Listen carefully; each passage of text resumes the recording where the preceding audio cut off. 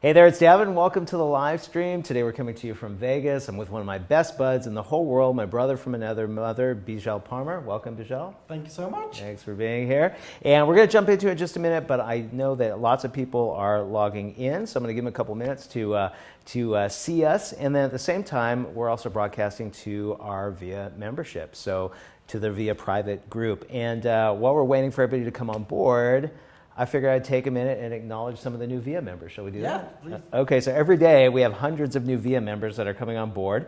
And so today I want to welcome Jill Vaverka, Virgil N., Tina, Eric Ellis, Mary Rash, Jose Cruz, Lee Bells, Eddie Smith, Micah Nwafia, Nangquo, Sunday Marquita, Strader, Nick Gilpin, John Miles, Sue Block, Gerald Eberhardt, Sonny Meller, Faleme, I can't pronounce it. We have a lot of people from Africa. I can't pronounce some of them. Welcome, guys. Michael A. Scott, Duncan Mangs, Adreniel Agini, John White, Alex Hart. Oh my God, the list goes on and on. That's a long list. Prince Richard. Welcome, guys. Oh my gosh, so many people. So I do want to let you know that we're going to be answering questions. So I've got questions here on the phone, so just pop them up in Facebook. And when we wrap up, before we wrap up, we'll answer all questions. Sound good? Let's do it. Okay, cool. Well, for those of you who don't know who I am and you're just joining me, I'm founder of 123 Employee, the premier outsourcing centers in the Philippines, and the founder of VIA, the Virtual Entrepreneurs Association, all the tools, resources, discount, education, community that the small business owner needs to grow their business. And specifically, we like to focus on virtual entrepreneurship. And the reason why is because I know that if you're an entrepreneur, or, well, let's say you are an entrepreneur, I know that you probably got into the business not to make a ton of money. You got into business to have what that money affords you. You know, it's lifestyle, traveling the globe, doing what you want to do wherever in the world you want to do it, being in control of your own destiny. Or if you're an aspiring entrepreneur, I'm sure you want the same thing. But the reality is most entrepreneurs get into business. They end up working 80 hours a week so they don't have to work 40 hours a week for somebody else. They work their tail off. They get paid less than they ever got paid when they were out in the working world. And they're tied to their desk. They don't get to spend time with their friends and their family. They don't get to do all the things they want to do. They're just busy grinding. And I will tell you this, that grinding is certainly a good way to kill your passion. Absolutely. Right? And so we figured we would take some time out now to do an interview with Beejel, and I'll tell you why. So I do events all over the globe. We do events all over the globe. We teach people how to have the virtual lifestyle. We do it through leverage by utilizing an outsourced team, right? And what happens is people come to our events or they go through our trainings and they get inspired. They go home, they sell everything, and they live their true life adventure. And some of the adventures that we have seen have been unbelievable. And I'll just give you a couple of examples. So we had somebody that came in through our event. His name was Roy Meyer. Yep. Roy Myers came in. He then ended up signing up for our mastermind. Came to our mastermind, and we taught him how to create a new business. So, well, he had a vision for the business, but we helped him orchestrate that business. And what had happened was he'd made a lot of money as an appraiser. He had a big appraisal company, and then 2008 came, and he had to reinvent himself. So he decided he was going to have a membership platform for appraisers, and then later a membership platform for real estate people to basically outsource. And so we helped him with that. He's crushing it now. And then he's like, you know what, my kids are young, and I want to have great experiences with them before they kind of move away and do their own thing. And so they sold everything, and they've been traveling all over the globe having the greatest adventure ever. Another example is Oliver Schmalholtz, who came through our mastermind also. Same thing, had some great success, got inspired, and he and his wife sold everything, and now they're in Guadalajara this month. They're in a different country or city every month. They're traveling all over the globe. And what happens, a lot of these people end up becoming business partners of ours. So right. Oliver is now our business partner in the VIA Virtual Summit. So it's pretty awesome. But the very first test case was you, right? So let's talk about that. So let me give you some backstory here. So first of all, Beejel and I met a decade ago. Yeah, exactly. Yesterday was a decade like around that. 10 years ago. Yeah, something like that. 10 years ago. I Like think it may have been 11 or something like that. But anyways, it was around now. Yeah. And Liz, more than 10, isn't it? 10. We're 11, so. Yeah. Oh, okay, so 10-ish. Wow, that's fascinating. Okay, so so then I guess the company's been around for about 12 or 13 years. Yep. Yeah. So anyways, I want to talk a little bit about how we met because I think it's important. Mm-hmm. Yeah, but someday we should go deep and really talk about it. So the way we met was the very first day I ever spoke on a stage. And at a certain point in our business, we knew that we wanted to go from marketing to one to marketing to many. And I want to talk to you guys about this. If you currently have a business or you're looking to start a business, most businesses market to one. They don't market to many. And when you can market to many, you can grow your business exponentially. So let me explain what I mean. Most people market one-to-one. They get on the phone or they do an email or they do some sort of marketing and they sell to one person. A few years into our business, we decided to market to many. And the way we did it is I started speaking on stages. We started doing events all over the globe, Australia, US, Europe, Asia, New Zealand, Australia. And we started doing webinars. And every time we opened our mouths, we were talking to many. Every single time instead of one. Could you imagine, instead of selling to one, why not sell to 500? Right? Each time you open your mouth. When we did that, that was a massive tipping point for our business. Massive. And we had a few tipping points for our business. So that was one of the big ones. Another one was when Tim Ferriss's book came out, The 4-Hour Workweek. That was a game changer. I'm sure if you're watching this and you're an entrepreneur, you've probably read The 4-Hour Workweek. If you haven't, get The 4-Hour Workweek. And if you're starting something new, get The 4-Hour Workweek. It's a game-changing way to think about how to run your business. But for us, it was a massive tipping point in our business. And the reason why is this. We were a U.S. company based in the Philippines. And over a decade ago, outsourcing was un-American. Now, today we live in a global economy, and I think the vast majority of people realize that, but back then they did not. So every day we would get emails, F you, F you, F you. We would get calls, pick up the phone, hello, F you, F you, F you, and they hung up on us. It was terrible. And so when Tim Ferriss's book came out, we no longer had to defend ourselves. We could we could really focus on educating our prospects and turning them into clients. So that was a big tipping point in our business. Third tipping point, and probably the biggest tipping point, was you. Okay, and so let me set the stage for how this happened. So what happened was I was speaking on my very first stage, and it's a longer story. I guess we'll just do the short version. But I was speaking for Marshall Silver, who is arguably the greatest hypnotist of our generation. And he had asked me to just come up and speak. I wasn't a speaker yet, so he just said, well, that's okay. I'll do a Q&A with you on stage. And in the audience was a young, bright, can I say down on his luck? Yeah. Yeah, down on his luck entrepreneur. Well, let me interject. Yeah. Okay. Yeah. So I was just coming off a few years of ups and downs. Yeah. And more downs than ups. Right. But this was a reinvention event. Yep. So I just gone through some of Marshall's training. Right. I just reinvented myself, and I reinvented myself in the outsourcing space. Right. And I had three girls in the Philippines ready to go with the new clients I was going to get from this event. Right. So I came in, I was all upbeat. Right. I had my new business cards, Right. my new website. So I'm shaking hands. I'm there to prospect. Yeah. Okay. Yeah. I sit down in the front row. Why? Because people who want to win with the winning attitude go in the front row. That's is right. what we're told. Yeah. And the very first person who comes on stage is Daven. Right. And Daven's talking about his success since the age of 15. Yeah. Success in the fashion industry, in the music industry, in the dance industry, in the textile industry, in the live production industry.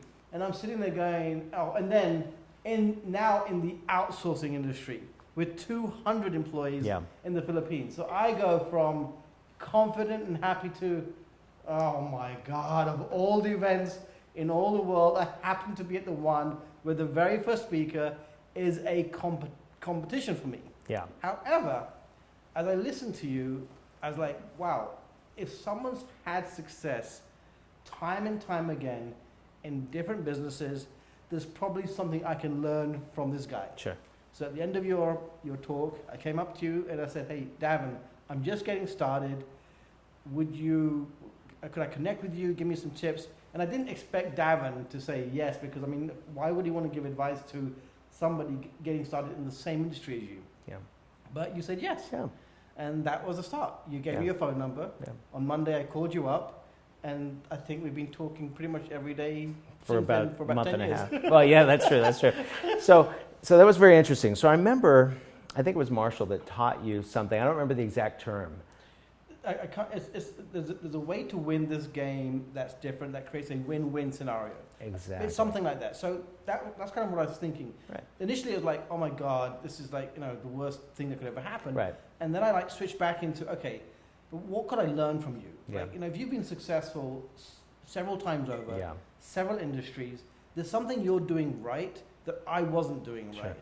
And, look, if you're not getting the success, you got to find that mentor. And you happen to walk onto stage, and I said, that's my mentor. Well, and I remember you actually, I've heard you many times from stage say that you basically hired a CEO. Yeah. Right, Yeah. right, exactly, right. Because there's things about running a business that I didn't like. And Yeah. I recognized that if I kept doing the same things, I was probably going to create the same result. Yeah. And being the CEO was not something I really wanted to do. Mm-hmm. And so I said, well, if I can use my talents in your company, even though I had that kind of autonomy, that independence, maybe I can start creating the results that I really wanted. Yeah, So. yeah, exactly. And so let's talk about that for a second, because I do travel the globe. I meet entrepreneurs all the time. I love entrepreneurs. I always ask me what's going on in your business. I hear great stories. I hear sob stories, right? Because business could be like this, right? It doesn't technically go like that. And sometimes people say, I don't have a list, or I don't have money, or I don't have education, or what have you. Your leverage was this. Yeah. Okay, you didn't have a list. You didn't have a business at the time. You didn't have a lot of money at the time. And you came to me, I had a business, I was doing fine. But you basically approached me and said, hey, can we talk? And so what happened was this began a dialogue. And we were talking every day for about 6 weeks. But you're right, since then we've talked about it every day, many times for about 10 years. 10 years. Right, exactly. And so this went on. And as we were talking back and forth, you were just sharing your ideas with me. And I'm like, you know what? This guy's brilliant. And not only did I think you were brilliant, but also I felt like you were a kindred spirit, kind of a brother from another mother. And about 6 weeks later, we met in San Diego in a coffee shop. And I said, B, why don't you just come work with us? And you said yes. And we took over the world. Well, what I really said was, that's kind of a tough choice. I can carry on struggling Right. and kind of figure this thing out by myself. Right. Or I could tap into a wealth of information Yeah. and someone who's laid the foundation and say, okay, let me follow in your wake and let me add what I can to that, and maybe we can grow this exponentially. Yeah, totally. And so I would say, in that moment, I kind of rescued you, but then you turn around and rescued me right back, which was incredible. And the reason why is because at the time I had leverage because I had a lot of employees, but there are things that, and I'm sure if you have a business, you probably have this laundry list of things that will move your business forward. It'll move the needle, right? But there's only one of you, and you just can't do it. And I had all that. And finally, when there was another one of me who had exceptional ideas, I got some leverage on a C-level in my business, and everything changed. So that's why we work with entrepreneurs. We want to help them get leverage in their business. Usually it's with an outsourcing team. And then the next step is you begin to bring in people at your level, C-level execs, and then your business really grows exponentially. And that's really what happened. We kind of got together, and in the last decade, we really crushed it. We created a big company. Now we have hundreds and hundreds and hundreds and hundreds and hundreds of employees on 3 continents. But even more importantly, we work with thousands and thousands and thousands and tens of thousands, if not hundreds of thousands of entrepreneurs all over the globe, changed their lives, inspired them to do great things, taught them how to do incredible stuff, and it's been very empowering for us. As you were saying that, and I've attempted to do this calculation before, like how many people have we hit? How many people I've personally talked to over 10 years who've come to 1, 2, 3, 4 services, but you just end up having a conversation about entrepreneurship in general. And it's got to be 10,000. It's got to be, because it's like been 10 years. 5 to 10 people every single week for 10 years. Yeah. And when you have that much interaction, we get to learn a thing or two. That's true. But and that's some of the things that we've put some of that wisdom into VIA. Yeah, for sure. And also, hundreds of thousands of people on our list, hundreds of thousands of people on our social media, hundreds of thousands of people have bought the last 10 books over the last decade. I mean, Maybe it's 1 million people. Yeah, Wow. yeah, it'd be pretty neat. And you never know the ripple effect of the people you touch. But great segue to VIA. So let's talk about VIA, the Virtual Entrepreneurs Association. So I've learned, people, I personify that lifestyle. People want that lifestyle. But you were the test case. So let's get back to that. So how did that happen? Well, what happened was you and I started to work together, and the business really started to explode. And then, about 8 or 9 months in, less than that, right? So around September 2009 is when we kind of connected. Yeah. We were really kind of working together by my birthday in October. Mm-hmm. And so things were going great. The first few months we were hitting events, we were doing stuff together. And then in June of 2010, so I'm an immigrant here in the US. I had to then reapply for my visa to work with 123. Yeah. And in the middle of that, somehow the person who was handling my case back then screwed up. So in June 2010, I get a phone call. You have two choices. Choice number one, become illegal here in the US. Or choice number two is you have to leave the country. Well, I didn't want to become illegal, because that would jeopardize any future potential of staying here. So we had to leave the country. But I remember oh my God, what's Daven going to think? Because we just started, things were going good, but we were still new friends. Yeah. Right? And my first thought was, Daven's going to say, sorry, you can't work. Right. So when I told you, said, hey, Daven, I've got some bad news. Well, I phrased it as bad news because it kind of was at that moment in time. It was. That, hey, I have to leave the country. Fully expecting, we really can't continue together, blah, blah. But what you said was, well, hang on a second, we teach this stuff. Yeah. We talk about becoming virtual entrepreneurs. And this was a decade ago. This was 10 years ago. Yeah. So, hey, look, as long as you can do what you need to do, we can make this work. Yeah. So that was June. So then I begged you, I said, move to Costa Rica or Panama so we could open up a Spanish center, and it's close. But you wanted to go to India. Now, I'm of Indian heritage, Indian descent, but I've never. But you're a Brit. But I'm a Brit. You're a Brit. I'm born and bred Brit. Yeah. And my family's never been to India. I'd been there a couple of times, but really just for vacation. So we don't really know anybody in India. We knew one person, really. But in July 2010, the 4th of July, I just dropped my brother-in-law at the airport. I come back, and my wife, Yogi, she has taken everything out of the closets because we're about to start selling everything we owned. The next 30 days, we sold everything. And then in September of 2010, 4 bags, 3 computers, 2 kids, 1 wife, we left the USA. And we thought we'd be away for maybe 6 months, maybe 12 months. It ended up being 5 years traveling as virtual entrepreneurs. 5 years. And we're going to start going deep and dissecting the life of a virtual entrepreneur. Before we do that, though, I just want to say, if you're watching us on the chat, there's always about a 20 to 30 second delay. So as you're listening and watching this, shoot your questions to us in the comments. We're going to answer these questions at the end. So make sure while you're watching, think questions, because we want to answer those questions for you. So yeah, I remember that day. I remember the picture of you guys at the airport, and you were off to India. Yep. Yeah. So what happened? So we get to India. We only really know one family. It's my dad's friend's son. We start there. And literally for the next 6 months, we literally went from city to city, kind of exploring India. And it was the most magical. So remember, we only had 4 bags. We had sold most of our stuff, but it was the most magical 6 months. Just meeting new people, exploring, but also we were homeschooling at this time too. So our kids were kind of learning through life experience. We eventually settled in Bangalore, India, which is more to the south of India, and it's really more of kind of a home base, we called it, because we'd then stay there for a few weeks and then go travel to Asia, Philippines, Malaysia, Thailand, and then I'd be flying back to the US for doing events and stuff. And all this time, even though we're different time zones, we made it work. We'd find ways to making it work. And it was just a very magical time. In fact, it was my story on one of our events that inspired Roy Myers and his family to do the same thing. Yeah. Because one of the beliefs we have is that, well, I've got kids. How can I really do this virtual thing if you've got kids?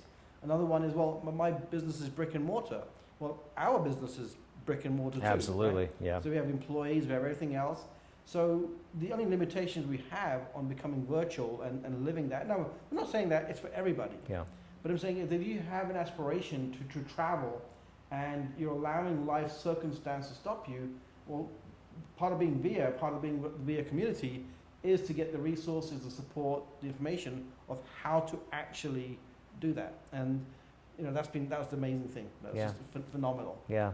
So I remember you wanted to move to India because so much was going on in India, right? Yeah. India was just starting to explode. Actually, what happened was, I didn't want to move to India. What happened was, when we got the news that we'd have to leave the US, I kind of went into like freak out mode. Yeah. Yogi called a very close friend of ours over. He came over with his wife, and well, literally over a cup of tea, which is ironic because it was over a cup of Indian tea. My friend turns to me and says, "You know what? You've been struggling with this immigration stuff for quite a few years. How about you guys go to India?" I was like, "What? India?" And I said, "Yeah. Things are happening in India right now. It's I think you should go." So literally, without a plan of action, without like any agenda, we just said yes to the opportunity, and that was it. That's how it happened. So it wasn't really even our choice. It was like someone suggested it. We said yes, and it was one of the best decisions we ever made. Yeah, it's pretty awesome. And so many great things came from it. We ended up opening up our tech team in India, and since then we've created many, many very successful software apps internally, externally. We launched a software platform year before last. We did 1.3 million in the first 30 days. But more importantly, we're in the human capital business, right? So we actually ended up adding several million to our bottom line through bringing on 1,300 new customers. So, things like that. We had those kind of breakthroughs, which was pretty neat.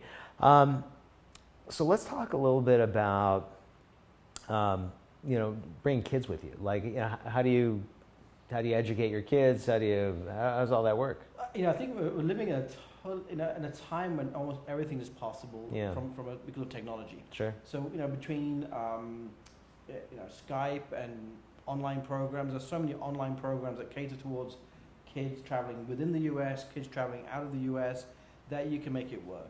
We had some US curriculum books when we started, and then about 2-3 years into it, we switched to an Indian curriculum, just in case they would go into an Indian school in the end. But we eventually did get our visa to come back to the US, so they just came back in, and my younger daughter just slipped back back into the school system without any hiccup. I think a lot of parents have concerns over, well, what about the social element?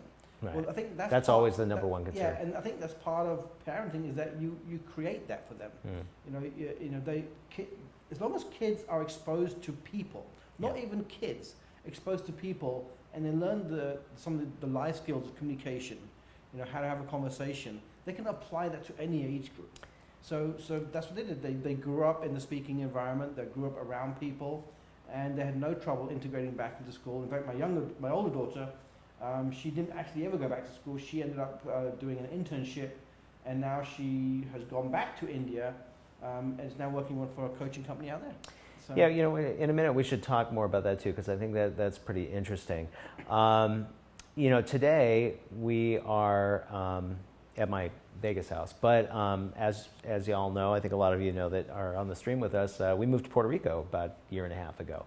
And we love it for so many reasons. I mean, it's nice to live in paradise, but also we've tapped into an unbelievable community. We probably have about 150 friends in Puerto Rico, which just makes life so cool. When people move to different places, whether it's for a month, 3 months, or indefinitely, for a lot of people, what's really important is community. And a lot of people, I think, struggle or are afraid of moving somewhere where they don't know anybody. You created an unbelievable community in India, or tapped into one. You want to speak to that? Yeah, so after we kind of found our way to Bangalore, India, I used Meetup. My first kind of mechanism to meet people was... Now, did you go to someone's meetup, or do you create your own meetup? So I started by going, okay, and then I actually set up my own meetups. Now, just a real quick segue for a second, or make a quick distinction. Some of you may not know what Meetup is, so most of you probably do. But Meetup is on the web, and let's say you move to Las Vegas, and let's say that you're an avid biker and you love Jane Austen novels. Well, you go to meetup.com, and for free you put in what your likes are, and then Meetup will send you regular emails from people that have Jane Austen groups or biking groups or whatever you like doing within a 50-mile radius, and you can go hang out with those groups. You can hang out with like-minded people that like to do fun stuff in whatever niche you like. So you can go to other people's Meetup groups, or you can create your own Meetup group. Yeah. And that's what we did. I went to some meetup groups, a couple of BNI meetings, some events that were happening, and slowly and surely you make connections. And some of those people I met early on are still some of my best friends today. There's like, 3 or 4, where I'm in calls with almost every single day, and so it's been wonderful. Just expand your community, expand your base, because we're not limited by the city we live in anymore. Right. We can truly be virtual in the good sense, in terms of, virtual connections that are as meaningful as someone as you might meet, locally. So. Yeah, I totally get that. We lived in Hollywood Hills for the last 15 years before Puerto Rico and Vegas, and we grew up in, well, when I say we, my girlfriend and I, we both grew up in Southern California. That was our life. And the idea of when we first moved to Vegas, we didn't know, we knew a few people, and it was like, oh my gosh, now I absolutely have the code for creating community or tapping into a community. And we could do it anywhere. And the idea of that just excites me. Like, hey, let's move to Brazil for 3 months. We'll tap into a community. Let's live in Mexico for a year. We'll tap into a community or create one. It's just, once you do it, it's easy, right? Yeah, it's formulaic, right? And speaking of formulas, 2 things. One is, for those of you that don't know what BNI is, we mentioned BNI. So BNI is a networking group. There are BNI groups all over the U.S. I think they're worldwide, actually. Worldwide, yeah. And they get together once a week in the morning for breakfast, and they exchange leads, basically. And there's also other groups called like LaTip, and there's all types of networking groups like that. Also, you mentioned Meetup. Well, if you're in our VIA private group, and by the way, if you're not a VIA member, certainly get your free trial. Simply go to viacommunity.org, and you can try out VIA for a couple weeks free. It's incredible. But in our private group in VIA, we do lots of different trainings, everything from lead gen to business process to management. The list goes on and on. I recently did a training where I showed how to create an instant list in LinkedIn. Well, I will do, if you want, drop it in the chat and let me know if you want me to do this. But if you're a VIA member and you want us to do this, I will do a training on how to turn Meetup into an instant list. So happy to do that. Just type it in the chat if you'd like me to share that with you. So, all right, so you create this awesome community in India. You end up staying there 5 years. And what did you glean from all this? Or better yet, what did you create? What did you create? Well, I think relationships, I believe, at the end of the day, we can have all the material stuff in the world, but it's the relationships that I believe are the most valuable things we create. Relationships with your loved ones, with your children, with your friends. So for me, if I had to one takeaway, that would be the biggest thing. Like, we saw incredible stuff. We traveled extensively with ancient temples, different countries, different cultures, amazing beaches, resorts, and everything else, which was great. But it's the people you meet, the humanity you meet along this journey, which I think I'll treasure more than anything else. There's one moment, I always tell this story, which is I was in a rickshaw, and on my right side was one of the Google buildings. On my left was slum. There was a slum, and then in between us was a cow. I'm on a call with one of our agents in the Philippines, because I just received a message from one of our clients in the US. And I just kind of look up, and like, oh my God. How things have changed. Like, here you are so connected in the world these days that you can be in an auto rickshaw in a busy street in India with the technology giant on one side, with the reality of humanity on the other side, with a cow right there, and then you're having this business discussion with clients and your team. It's just like, it was a very surreal moment in our experience. Absolutely. So let's talk about, you have 2 incredible daughters. I have to say, you and Yogi are the best parents I've ever experienced in my life. You guys are so incredibly good, and it's so incredibly great. And honestly, you guys have been great mentors to us with our kids. I always turn to you for advice when it comes to what the hell am I going to do with my dang kids, right? Which they're good kids, but boy, parenting is certainly challenging, right? But you did some really groundbreaking things. First of all, Shivani became a speaker at what, age 10? She was about, I think, 8 years old when she emceed her very first event for about 3,500 people. So she kind of grew up wanting to sing. So she grew up on stage, but the first time she actually did a speaking event was when she was 8. And then she spoke at our event, I think when she was 10, yeah. Yeah. Now, by the way, I will just let you know, I'm in the speaking world. So I'm kind of traveling the globe, and I'm kind of in this circuit of superhumans. That's what speakers are. They're all people who have achieved unbelievable things, people that have walked on the moon and hung out with presidents and queens and kings. And so pretty much all of my friends, their kids start a business at 8. By the time they're 14, they're millionaires. By the time they're 16, they have a nonprofit. By the time they're 18, they're retired. So I will just say that that's not everybody. I'm in the speaking world. My kids that's not my kids. They're just normal, happy kids. Successful, happy kids, but just regular kids. So, and it's okay. So I just want you to all know out there, it's okay to have kids. But super kids are really exciting, and you can learn a lot from them.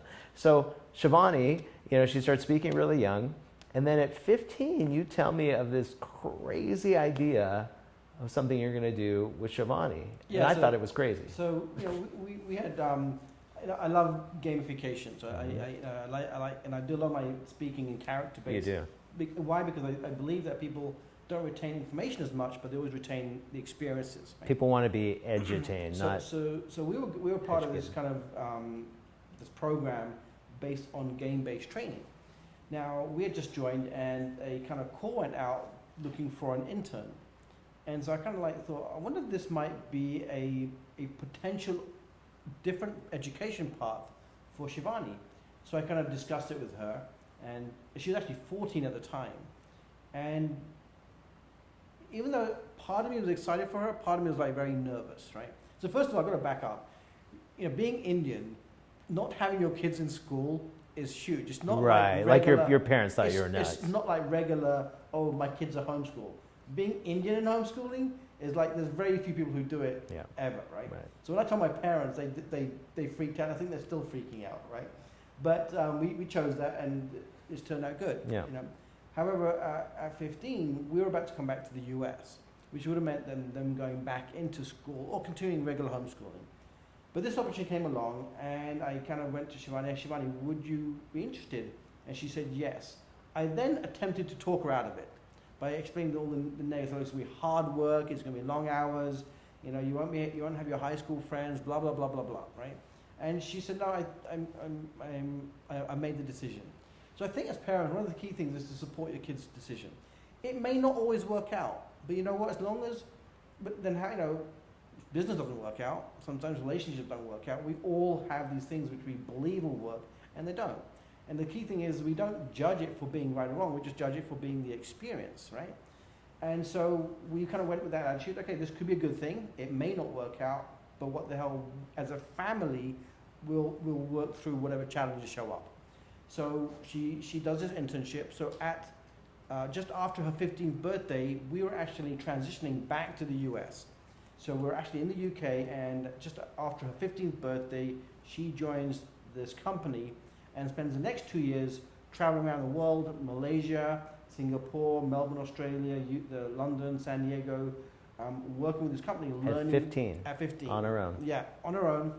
And yeah, so that was her education. So in addition to just the virtual entrepreneurship, I believe we're now emerging into an era of alternative forms of education. And as parents, I think we have to be open to and not be afraid of embracing this. I think that's kind of the thing. I think there's fear in terms of starting a business. There's fear in looking at new opportunities. There's fear in what if I have to travel overseas? Even though we think of traveling around the world, most people don't because of, well, I don't know how. Right?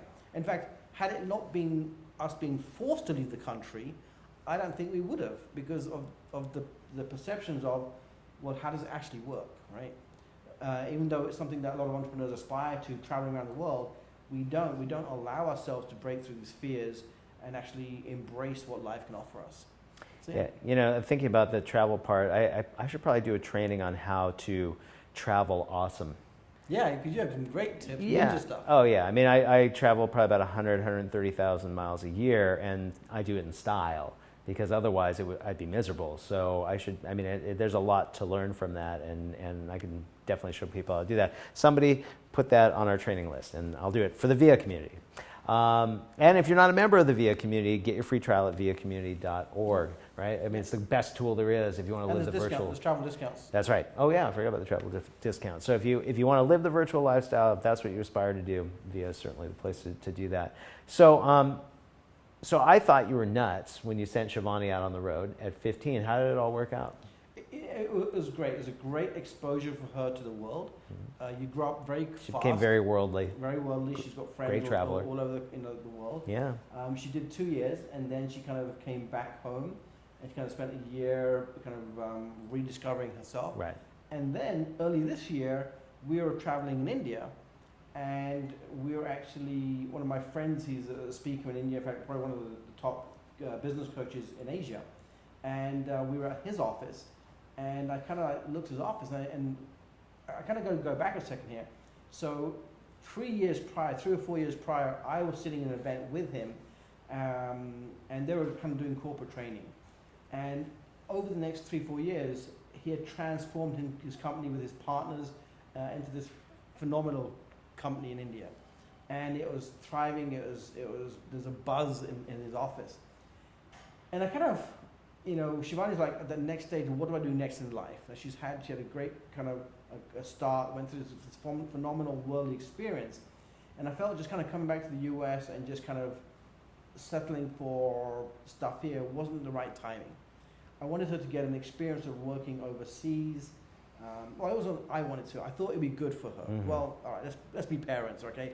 Mm-hmm. I wanted her to get a more worldly experience. Yeah. And I felt as a parent it'd be good for her. So I kind of planted a seed and said, hey, Shivani, this might be a really great place to intern. I'm thinking still, education now. Right. And so I said, you might want to ask my friend Rajiv if you could intern here. So your strategy was to make it her idea. Yeah. Right. And in terms of, I wanted her to take ownership. I wanted to kind of encourage, but in the day, it had to be her idea. Totally. She had to want it, not me as a parent, right? Because she's a teenager. Because she's a teenager. Yeah. And people will support an idea that they create. Right? I said, look, I believe what Rajiv has done is phenomenal. I think there's a lot you can learn from being part of a team environment that you can then, build upon. So she kind of took the idea and she kind of played with it in her head for about, 24 hours. And then she goes, you know what? I think I really want this. I was kind of amazed. I was kind of surprised at first. I thought, she's going from a very freedom-based lifestyle to working for a company.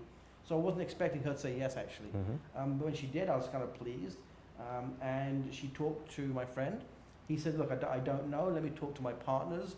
They said a few days later, they kind of had a phone call with Shivani and said, look, sorry, we can't take you on as an intern.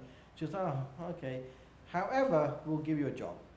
So, a few weeks later, she packed up everything in the US. Moved to India, along with her boyfriend. And then you started crying and you're... there was a 24-hour, 48-hour period of, oh my God. You lost your shit. My baby girl has left the home. Yeah. And she's 19 now, which probably means that she's never really going to be coming back home. If you're lucky. No, I'm just kidding. and that's where I had this thing. I've been sharing this to people like, what? Because there's no ROI in parenting. Right. People go, whoa, what do you mean? I said, look, as parents, we have our children. They're with us maybe for 16, 18 years, and then they're going to leave. Yeah. And if you don't make the most of those 18 years, being a parent, being present for them, you miss out. And people think, oh, my kid's only 2. They grow up so fast. It's a very cliche thing. Yeah. But now with the 14, 18-year-old, I say they grow up too fast. Yeah. And then they're gone, and they're living their own life. And if you're lucky, they're in the same town.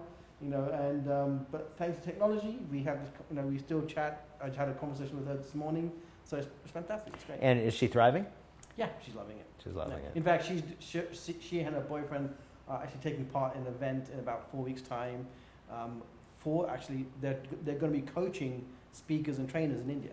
Aren't they both speaking on the same stage? Yeah, they're speaking on the same stage together, teaching. So that's awesome. So cool. So cool. So we're going to start answering questions in a minute. I'm going to start checking my phone, so I'm not checking my text. I'm checking questions from you guys. So please feel free to throw them in. But to kind of close up that loop, what would you say to people who are thinking about living the virtual lifestyle? What tips would you give them? How would you tell them to approach it? First create the mechanism. The mechanism being the type of business that will afford you the ability to travel. An online business is great. You can pretty much run it from anywhere. A brick and mortar business, it can be done. Just needs a little bit more planning, a little bit more management. But it can be. Look, you don't have to do 5 years. You might want to do it for 6 months, 12 months. But the key thing to know is it can be done. We've done it. Our friend Roy Myers is doing it with his family. There are many other families doing this. So don't let the fact that you're, that school and all the stuff that we fear stop you from doing it. Just create a plan of action. Don't be attached to where you are, who you know, everything else. Everything is changing in this world so quickly. So, that's my advice. Just make it happen. But first of all, get the foundation in place, get a connection, a relationship, or in terms of the business that will allow you the freedom to travel. So that's it. Cool. All right. So the first question is, somebody said, how do I get a copy of your book, Daven? So my new book is out, The Virtual Entrepreneur. It is my 10th book. And as a result, we have a special commemorative version of it, a hardback version. And you can actually get a free copy if you go to Via Community. Whoops. Excuse me. If you go to viacommunity.org, when you sign up for your free trial, you can actually get a free copy of that. Let's see. I am trying to check out more questions, but when I do, I know what I can do. Okay, here we go. Sign up for your free trial. Okay, there we go. Okay. Oh yeah, this is a great question from Michael Kilisperis. How are you, buddy? It's good to see you. Telling a joke for a minute, left for me. Yeah, that's funny. Okay, so the questions are moving by real quick, but the question is, how do you get a good partnership? How do you end up with somebody you can trust? So I will tell you something.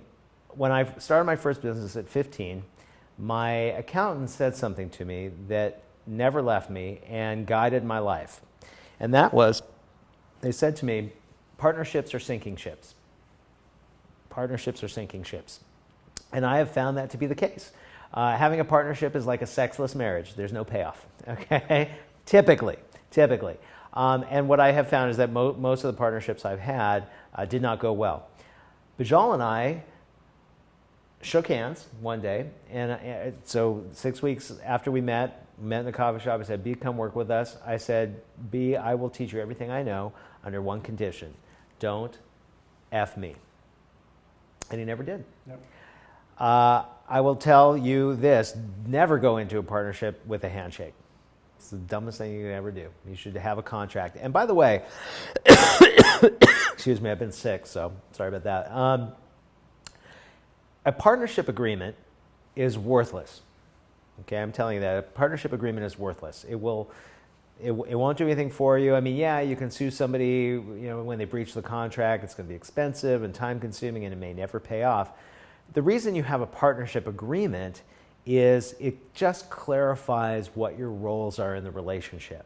Having said that, we never had one. We just shook hands and got lucky as hell. That was it, lucky as hell. I felt in my gut it was the right thing to do. Beejel felt the same thing. We had no clue.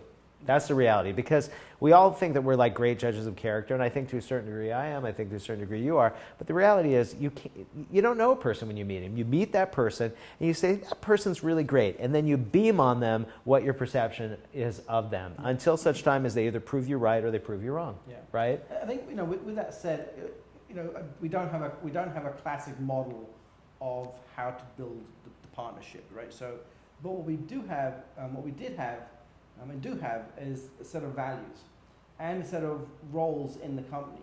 And I think really we built upon that. When we first met, we shared what our aspirations were, and they matched. And they didn't really overlap. They were not competitive. So that's a key thing. The other thing is that I knew very well that there's things I didn't want to do, and there's the things that Daven said, hey, this is what I kind of need your help with. and it just worked. Now over time, those roles have evolved, and more or less they still work. So a little bit of luck in terms of the starting point, but over time we've had to learn. We've had our differences in terms of which direction we go in. Oh sure, right? yeah. So communication is very key, not to kind of let things bottle up and then fall apart.